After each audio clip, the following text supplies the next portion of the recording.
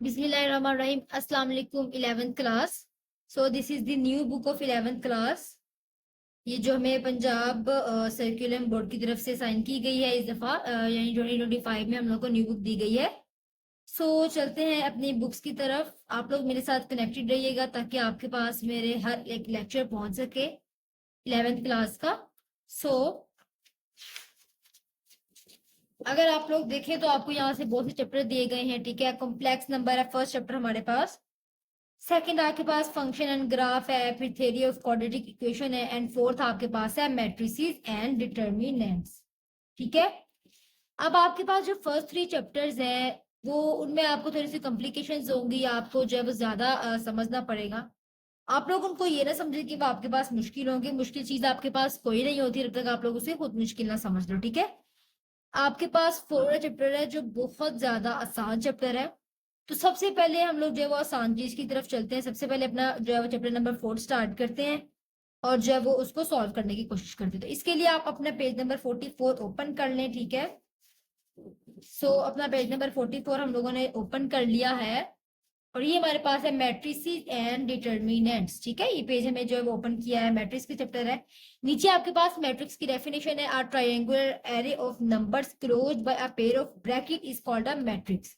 यानी कि मैट्रिक्स आपके पास एक ऐसी अरेंजमेंट होती है नंबर्स की जिसमें आपके पास रोज और कॉलम आ रहे हो। अब ये रोज क्या होती हैं, कॉलम्स क्या होते हैं। सो जो आपके पास आपके मैट्रिक्स में इस तरह यानी कि आपके पास ये वाली चीज होती है, ठीक है। अगर आप लोगों के पास जो इंग्लिश में उर्दू में जिस तरह बुक्स होती हैं, आपके पास कॉपीज होती हैं, ठीक है, इस तरह आपके पास उनमें लाइनिंग लगी होती है, तो वो आपके पास रोज होती है, ठीक है। आप लोग उनको रो बोलते हो। मतलब जिस जो आपके पास टॉप टू बॉटम होती है, ठीक है, यानी कि ऊपर से लेकर नीचे तक होते हैं, उसको आप लोग क्या बोलते हो, कॉलम बोलते हो, ठीक है। जो रो और कॉलम के साथ मिलकर हमारे पास नंबर्स की अरेंजमेंट होती है पेयर ऑफ ब्रैकेट के अंदर, उसको हम लोग जो है वो मैट्रिक्स कहते हैं बेसिकली। आप लोगों ने इसको जो है वो 9th क्लास में पढ़ा हुआ है, ठीक है। सो आप लोग जो है वो इसको जानते हो पहले से मैट्रिक्स को। मैं आपको एक दफा इसको दोबारा मैंने आपको इसको थोड़ा सा इंट्रोडक्शन दे दिया है ताकि आप लोग जो जिसको नहीं पता या जो भूल चुके हैं वो एक दफा दोबारा इस चीज को देख लें, ठीक है। उसके बाद आपके पास इधर आ जाता है रो मैट्रिक्स। अब रो मैट्रिक्स क्या होता है? ऐसे मैट्रिक्स को रो मैट्रिक्स कहा जाता है जिसमें सिर्फ एक रो हो, ठीक है, जिसमें सिर्फ एक रो पाई जा रही है। जिसमें यहाँ पे आप देखें आपको रो दी जा रही है, सिर्फ एक रो पाई जा रही हो, उसको हम लोग बोल रहे होते हैं रो मैट्रिक्स। अब मैं आपको एक और चीज बताती हूँ। तो आप ये देखें, आपके पास जो आपकी रोज होती है, ठीक है, उसको आप लोग रिप्रेजेंट कर रहे होते हो एम से, ठीक है। आप अपनी रोज को रिप्रेजेंट कर रहे होते हो एम से और आप अपने कॉलम्स को रिप्रेजेंट कर रहे होते हो एन से, ठीक है, स्मॉल एम एन से। अब आप देखें तो आपके पास एक ऑर्डर बनता है, ठीक है, एक ऑर्डर बनता है। वो ऑर्डर क्या होता है? M multiply by N, sorry multiply by N, ठीक है। ये आपके पास ऑर्डर बन रहा होता है। पहले आपके पास रोज आती है हमेशा, सेकंड नंबर वाला जो आपके पास होता है वो आपका एन होता है, ठीक है। अगर आप लोग जो है वो लेट कर लेंगे, आपके पास 2 रोज है और आपके पास 2 कॉलम है, सो आपके पास जो ऑर्डर होगा वो 2/2 का होगा, ठीक है। 2/2 का ऑर्डर होगा। आप लोगों ने ये नहीं करना कि इसको मल्टीप्लाई करके 4 लिख दो, ऐसा कुछ भी नहीं है। आप लोगों का ये क्रॉस होगा, ठीक है। आप लोगों ने मल्टीप्लाई नहीं करना, जस्ट इसको इस फॉर्म में लिखना है, यानी ऑर्डर की फॉर्म में लिखना होता है। अब आपको मैंने बताया कि रो मैट्रिक्स क्या होता है। ऐसी जो है वो ऐसे मैट्रिक्स को कहा जाता है जिसमें एक रो पाई जा रही है, सिर्फ एक रो, यानी कि एम हमारे पास रो से रिप्रेजेंट हो रहा है, तो हम लोग एम की जगह 1 लिख देते हैं बिकॉज रो हमारे पास सिर्फ एक ही है। मल्टीप्लाई पे हमारे पास जो है वो एन आ जाता है और ये हमारे पास है हमारा एक फॉर्मूला टाइप आप लिख लें, या आपकी डेफिनेशन का जो मेन पॉइंट होता है, ठीक है, रो मैट्रिक्स की, वो आपके पास है, ठीक है। आप लोगों ने इस चीज को अपने जेब में रखना है और इसको जो है वो डेफिनेशन में से हाईलाइट भी कर लेना, या आपसे एमसीक्यूज में भी पूछा जा सकता है। उसके बाद आपके पास आ जाता है what is column matrix. Column matrix किसे कहते हैं? कॉलम मैट्रिक्स एक ऐसे मैट्रिक्स को कहा जाता है जिसमें सिर्फ एक कॉलम हो, ठीक है, यानी कि आपके पास एक कॉलम हो और कॉलम आपको पता है इस तरह की फॉर्म में लिखा होता है, ये आपके पास कॉलम है, ठीक है, जिसमें सिर्फ एक कॉलम होता है। कॉलम आपके पास किसको रिप्रेजेंट कर रहा होता है? कॉलम आपके पास एन को रिप्रेजेंट कर रहा होता है। सो यहाँ पे आप लोगों ने लिखना है एम मल्टीप्लाई बाय 1 और ये आपके पास आपके कॉलम मैट्रिक्स का, ठीक है। उसके बाद अगर आप लोग बुक पे देखो तो आपके पास आ जाता है रेक्टेंगुलर मैट्रिक्स। सो रेक्टेंगुलर मैट्रिक्स कैसे कहा जाता है? रेक्टेंगुलर मैट्रिक्स एक ऐसे मैट्रिक्स को कहा जाता है जिसमें आपके पास रोज और कॉलम की तादाद इक्वल ना हो, यानी कि यहाँ पे मैंने आपको लिखा कि 2 रोज है और 2 ही कॉलम है, दोनों की जो है वो आपके पास नंबरिंग है या दोनों की जो एलिमेंट्स है वो आपके पास सेम नहीं होने चाहिए, ठीक है। आप लोग लगा लो कि आपके पास जो आपकी रो है वो 3 है और आपके पास जो आपका कॉलम है वो 1 है, ठीक है। ये इस तरह का आपके पास पेयर बन रहा है जिसमें आपके पास आपके पास रोज को इंडिकेट कर रहा होता है, ठीक है। Does not equals to column, जिसमें आपके पास रोज कॉलम भी इक्वल ना हो उसको आप लोग रेक्टेंगुलर मैट्रिक्स कहते हो। उसके बाद आपके पास आ जाता है स्केयर मैट्रिक्स। अब स्केयर मैट्रिक्स ऐसे मैट्रिक्स को कहा जाता है जिसमें आपके पास सेम ऑर्डर हो। ऑर्डर सेम होने का क्या मतलब है, number of rose and number of column equal हो, यानी कि ये देखिए आपके पास एम किसको डिनोट कर रहा होता है, रोज को, और ये आपके पास इक्वल होना चाहिए आपके कॉलम के। कॉलम आप जो है वो रिप्रेजेंट कर रहा होता है एन, ठीक है। चलते हैं अपनी क्वेश्चंस की तरफ और मजीद डिटेल में हम लोग चीजों को जानते हैं जिस तरह हम लोग क्वेश्चंस करते जाएंगे। अपनी 4.1 जो है आप लोग ओपन कर लें, क्वेश्चन नंबर 1 की तरफ चलते हैं और इसको सॉल्व करते हैं। सो 4.1 में अगर आप लोग देखें तो आपसे कहा जा रहा है if a is equal to A I J 3 multiply by 4, ठीक है। और उसके बाद आपको जो है तो 2 क्वेश्चन दिए गए हैं सॉल्व करने के लिए। अब आप आपके पास ये आई जे क्या है, ठीक है। मैंने आपको पहले भी बताया था कि जो फर्स्ट भी आपके पास होता है वो आपका क्या होता है, रोज होती है, ठीक है। इधर आपके पास एम और एन की जगह आई और जे का इस्तेमाल किया गया, ठीक है। आई और जे को भी आप लोग बेसिकली जो है वो रोज और कॉलम के साथ रिप्रेजेंट कर रहे होते हैं। रोज आपकी हमेशा फर्स्ट पे आ रही होती है। सो इसके अकॉर्डिंग हमें ए मैट्रिक्स गिवन है, ठीक है। हम लोग उसको लेट करेंगे पहले कि हमारा ए मैट्रिक्स क्या है बेसिकली, और उसके बाद हम लोगों ने जो है वो इन दोनों क्वेश्चंस को सॉर्ट आउट करने। चलते हैं अपने क्वेश्चंस की तरफ। सो इधर आप लोग क्वेश्चन हम लोगों ने लिख लिया, ठीक है, आप लोग देख सकते हैं। सबसे पहले हम लोगों ने क्या करना है, लेट करना है। आप लोगों ने किसको लेट करना है, अपने मैट्रिक्स ए को, ठीक है। आप लोगों ने मैट्रिक्स ए को लेट करना है जो कि आप लोगों को दिया गया हुआ है, ठीक है। ए इज इक्वल्स टू, आपके पास क्या है, 3 रोज आ रही है, ठीक है। आप लोगों ने एक ये बनाना है इसमें आपके पास 3 रोज है। अब रोज 3 कैसे हैं, ये देखिए यहाँ पे आपके पास फर्स्ट नंबर पे 3 दिया गया है यानी कि रोज 3 है।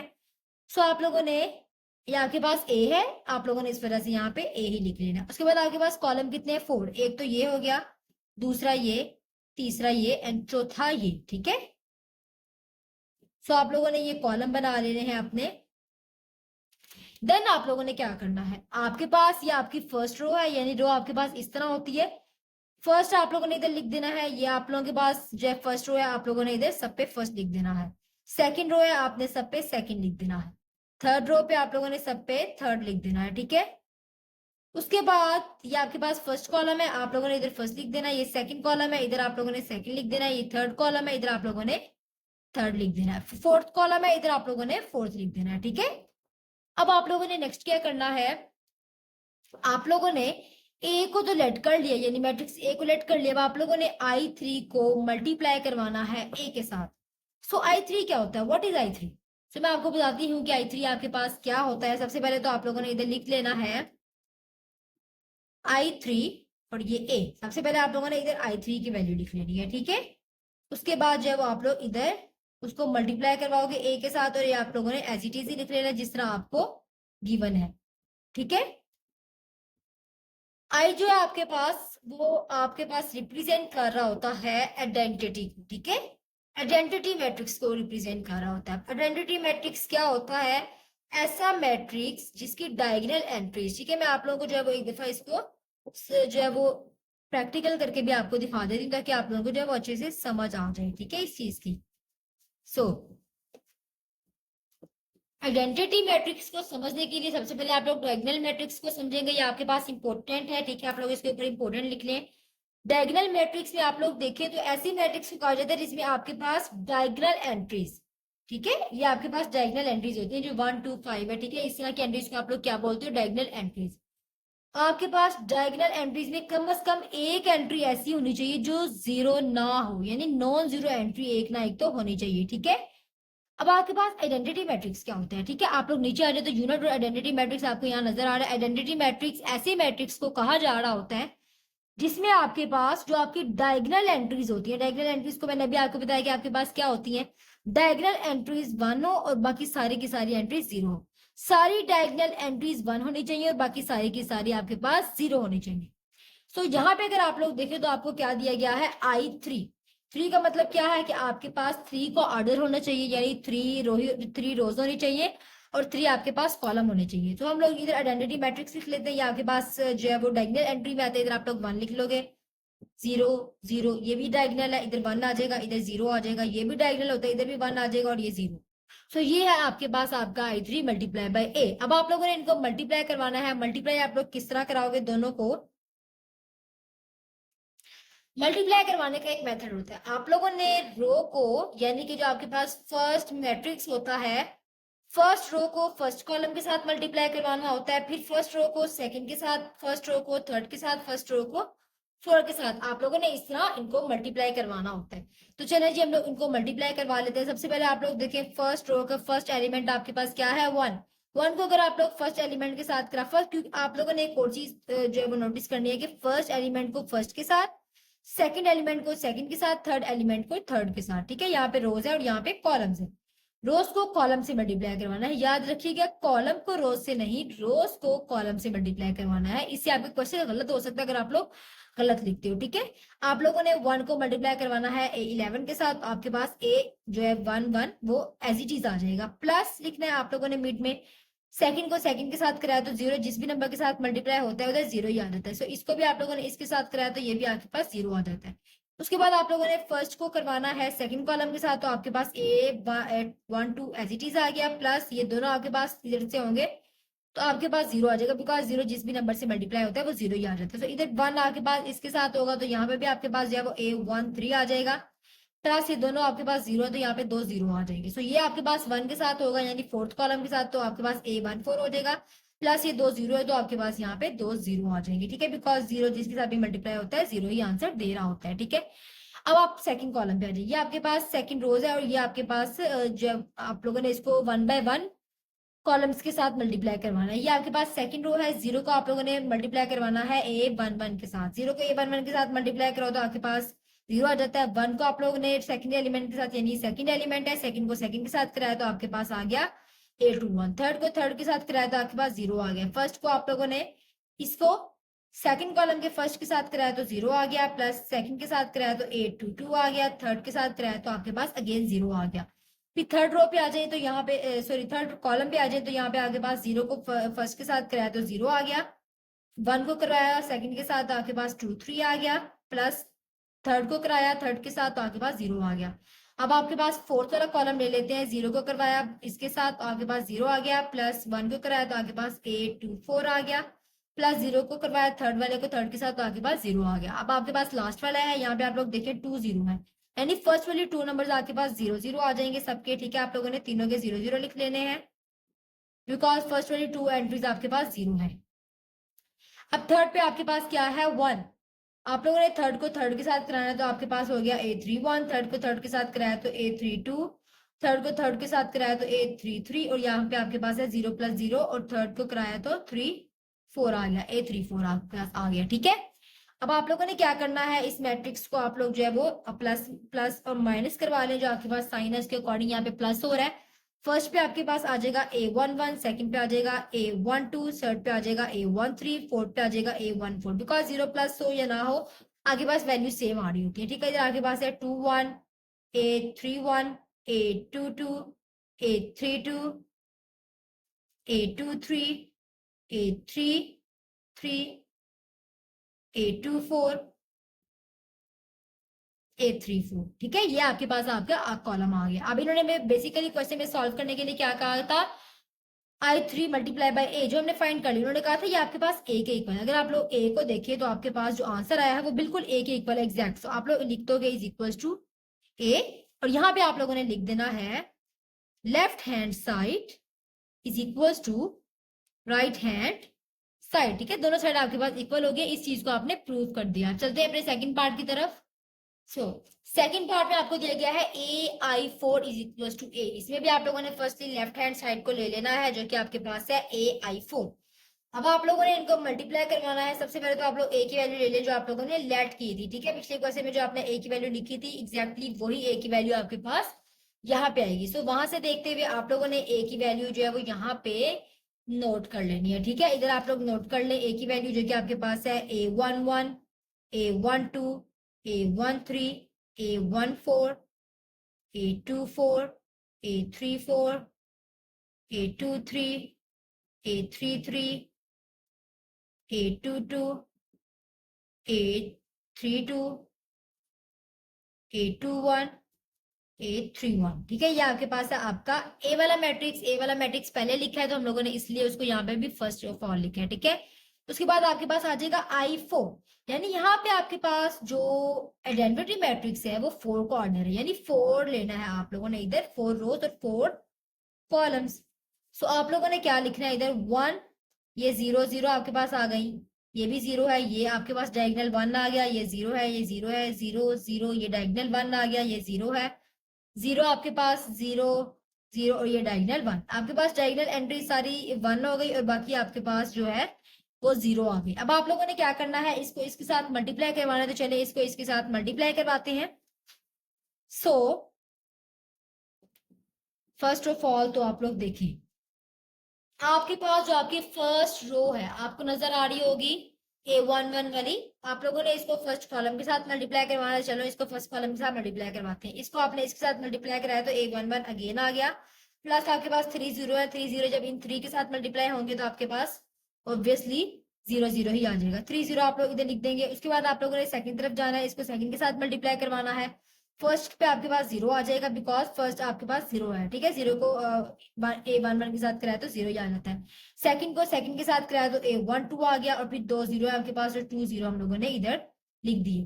फिर थर्ड वाला हम लोग इधर लिख लेते हैं। थर्ड वाला आपके पास है A13, तो आप लोगों ने देखना है यहाँ पे फर्स्ट 2 आपके पास 0 आ रहे हैं, तो आप लोगों ने फर्स्ट 2 0 लिख लेने हैं। थर्ड आपके पास 1 है, तो इधर आप लोगों ने लिख लेना है A13 और फोर्थ 0 है, फोर्थ 0 आ गया। A14 है आपके पास, इसको मल्टीप्लाई करवाना है। फर्स्ट 3 आपके पास क्या आ रहे हैं, 0, और फोर्थ वाला आपके पास क्या आ रहा है, A14। ठीक है, 1 के साथ मल्टीप्लाई करवाया तो सो जी।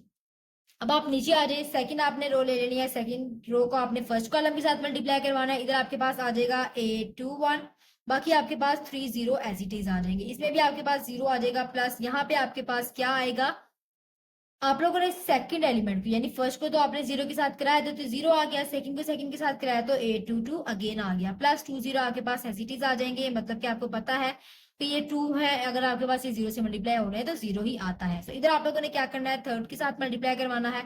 थर्ड में आपके पास फर्स्ट 2 एंट्री 0 है, तो इधर आप लोगों ने फर्स्ट 2 को 0 लिख देना है। थर्ड आपके पास क्या है, थर्ड आपके पास है A23, तो आप लोगों ने इधर A23 लिख देना है। फोर्थ आपके पास अगेन 0 है, फिर आप लोगों के पास 0 आ जाएगा। आप लोगों ने फोर्थ के साथ मल्टीप्लाई करवाना है। फर्स्ट 3 वैल्यूज आपके पास जो है वो 3 0 है, तो आप लोगों ने इधर 3 0 लिख लेने हैं। उसके बाद फोर्थ आपके पास है A, ठीक है, A आपके पास क्या है, A24, तो आप लोगों ने इधर लिख लेना है 24। अब आपके पास क्या आ रहा है, आप लोगों ने थर्ड ले लेना है। ठीक है, थर्ड रो को आप लोगों ने फर्स्ट कॉलम के साथ मल्टीप्लाई करवाया, तो फर्स्ट आपके पास अगर A31 को 1 के साथ मल्टीप्लाई कराओ तो आपके पास A31 आ जाता है। आपके पास आगे 3 0 है, तो आप लोगों ने 3 0 यहाँ पे लगा लेने हैं। उसके बाद फर्स्ट आपके पास 0 है, वो 0 लगा लेना है। A आपके पास है यहाँ पे, यानी कि देखिए सेकंड एलिमेंट आपके पास क्या है, A32 को मल्टीप्लाई करवाया 1 के साथ, तो आपके पास आ गया A32। फिर नेक्स्ट आपके पास 2 0 है, वो आपके पास एज इट इज आ जाएंगी 2 0। अब नेक्स्ट आप लोगों ने क्या करना है, थर्ड के साथ मल्टीप्लाई करवाना है। 2 0 आपके पास चार्ट में आ रहे हैं, आप लोगों ने 2 0 लिख लेने हैं, प्लस थर्ड आपके पास क्या है, 1 है, तो थर्ड को थर्ड के साथ मल्टीप्लाई करवाया तो आपके पास आ गया A33, और प्लस अगेन आपके पास 0 आ जाएगा। उसके बाद आप लोगों ने फोर्थ के साथ कराना है। फर्स्ट 3 आपके पास एंट्री 0 है, तो आप लोगों ने फर्स्ट 3 यहाँ पे 0 लिख लेने हैं, और फोर्थ में आपके पास आ जाता है A, बिकॉज यहाँ पे आपके पास है 1। 1 को जब इसके साथ मल्टीप्लाई करवाया तो आपके पास आ गया A34। ठीक है, आप लोगों ने इधर A34 लिख लिया। अब इसको प्लस और माइनस करवा देना है आप लोगों ने। सो इसको आप लोग देखें तो आपके पास यहाँ पे आ जाता है A11, इसको देखें तो आपके पास आ जाता है A12, इसको देखें A13, और लास्ट वाला आपके पास है A14। सो इसको आप लोग देखें तो A21 है, और ये आपके पास है A31, ये आपके पास है A22, ये आपके पास है A32, और ये आपके पास यहाँ पे आ गया A23, A33, ये आपके पास आ गया आपका A24, और ये आपके पास है A34। सो क्वेश्चन में क्या कहा गया था, AI4 is equal to A, A के इक्वल होना चाहिए, आपके पास बेसिकली ए के इक्वल ही आ रहा है, सो आप लोगों ने लिख देना इज इक्वल टू A। तो इधर भी आप लोगों ने लिख देना है hence proved, left hand side जो आपके पास है वो इक्वल्स टू है राइट हैंड साइड।